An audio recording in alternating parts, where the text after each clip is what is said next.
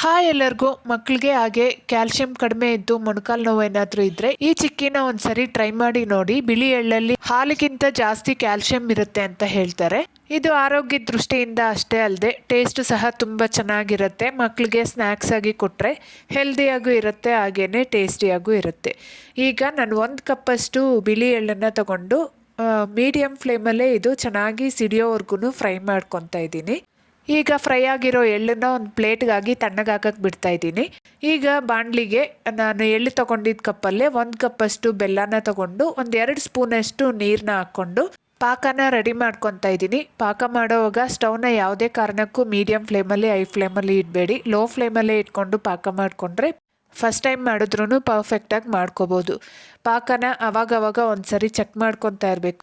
ಸ್ವಲ್ಪ ತಾಳ್ಮೆಯಿಂದ ಮಾಡಿಕೊಂಡ್ರೆ ಪಾಕ ತೆಗಿಯೋದೇನು ದೊಡ್ಡ ಕೆಲಸ ಏನೂ ಅಲ್ಲ. ನೋಡಿ, ಪಾಕನ ನೀರಲ್ಲಿ ಹಾಕಿದಾಗ ಈ ರೀತಿ ಜಗ್ತಾ ಇದೆ ಅಂದರೆ ಪಾಕ ಇನ್ನೂ ರೆಡಿ ಆಗಿಲ್ಲ. ಈ ಚಿಕ್ಕಿಗೆ ಪಾಕ ಒಂದು ಕರೆಕ್ಟಾಗಿ ಮಾಡಿಕೊಂಡ್ರೆ ಫಸ್ಟ್ ಟೈಮ್ ಮಾಡಿದ್ರೂ ಪರ್ಫೆಕ್ಟಾಗಿ ಮಾಡ್ಕೋಬೋದು. ನಾನು ಮತ್ತೆ ಒಂದು ಸ್ವಲ್ಪ ಹೊತ್ತು ಆದಮೇಲೆ ಚೆಕ್ ಮಾಡೋವಾಗ ಪಾಕನ ಮೇಲಿಂದ ಹಾಕಿದಾಗ ಸೌಂಡ್ ಬರ್ತಾ ಇದೆ, ಬಟ್ ಅದನ್ನು ಮುರಿದಾಗ ಕಟ್ಟಾಗ್ತಾ ಇಲ್ಲ. ಇದು ಸಹ ಪರ್ಫೆಕ್ಟ್ ಅಲ್ಲ. ಇಂಥ ಟೈಮಲ್ಲಿ ಏನಾದರೂ ಹಾಕಿದ್ರೆ ಚಿಕ್ಕಿ ಬಾಯಿಗೆ ಕಚ್ಕೊಳ್ಳೋ ಥರ ಆಗುತ್ತೆ. ನಂತರ ಒಂದು ಸ್ವಲ್ಪ ಹೊತ್ತು ಆದಮೇಲೆ ಚೆಕ್ ಮಾಡ್ತಾ ಇದ್ದೀನಿ. ನೋಡಿ, ಪಾಕನ ಮುರಿದಾಗ ಟಕ್ ಅಂತ ಕಟ್ಟಾಗ್ತಾ ಇದೆ. ಚಿಕ್ಕಿಗೆ ಇದೇ ಪರ್ಫೆಕ್ಟ್ ಅದ. ಈ ಬೆಲ್ಲದ ಪಾಕ ಹೆಂಗೆ ಮುರಿತಾ ಇದೆಯೋ ಚಿಕ್ಕಿ ಮಾಡಿದ್ಮೇಲೆ ಚಿಕ್ಕಿ ಸಹ ಕಟ್ ಮಾಡಿದ್ರೆ ಅದೇ ಥರ ಕಟ್ಟಾಗುತ್ತೆ.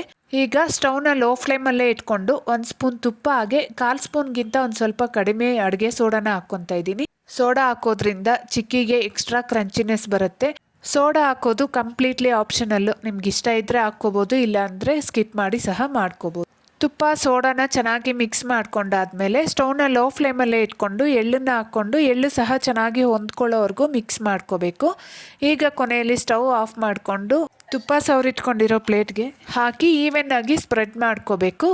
ಈ ಪ್ರೋಸೆಸ್ ಎಲ್ಲ ಫಟಾಫಟ್ ಅಂತ ಮಾಡ್ಕೋಬೇಕು, ಆವಾಗಲೇ ಚಿಕ್ಕಿ ಪರ್ಫೆಕ್ಟಾಗಿ ಬರುತ್ತೆ. ಚಪಾತಿ ಕೋಲ್ಗೆ ಸ್ವಲ್ಪ ತುಪ್ಪ ಸವರ್ಕೊಂಡು ಸ್ಪ್ರೆಡ್ ಮಾಡಿಕೊಂಡ್ರೆ ಈವನ್ ಆಗಿ ಸ್ಪ್ರೆಡ್ ಆಗುತ್ತೆ. ಈಗ ಇದು ಬಿಸಿ ಇರೋವಾಗೇನೆ ಒಂದು ಚಾಕು ಸಹಾಯದಿಂದ ಜಸ್ಟ್ ಇದನ್ನ ಮಾರ್ಕ್ ಮಾಡಿ ಇಟ್ಕೋಬೇಕು. ನಿಮ್ಮ ಹತ್ರ ಬಟರ್ ಪೇಪರ್ ಏನಾದರೂ ಇದ್ರೆ ಬಟರ್ ಪೇಪರ್ಗೆ ಸ್ವಲ್ಪ ಎಣ್ಣೆ ಹಾಕಿ ಈ ಮಿಕ್ಸ್ಚರ್ನ ಹಾಕಿ ಸ್ಪ್ರೆಡ್ ಮಾಡಿಕೊಂಡ್ರೆ ಡಿಮೋಲ್ಡ್ ಮಾಡೋಕ್ಕೆ ಈಸಿಯಾಗಿರುತ್ತೆ. ಇದನ್ನ ಕನಿಷ್ಠ ಅಂದ್ರೂ ಒಂದು 20 ನಿಮಿಷ ತಣ್ಣಗಾಗಕ್ಕೆ ಬಿಡಬೇಕು. ಬಿಸಿ ಇದ್ದಾಗ ತೆಗೆದ್ರೆ ಇದು ಅಂಟಂಟಾಗಿದ್ದು ಕಟ್ ಮಾಡೋಕ್ಕಾಗಲ್ಲ.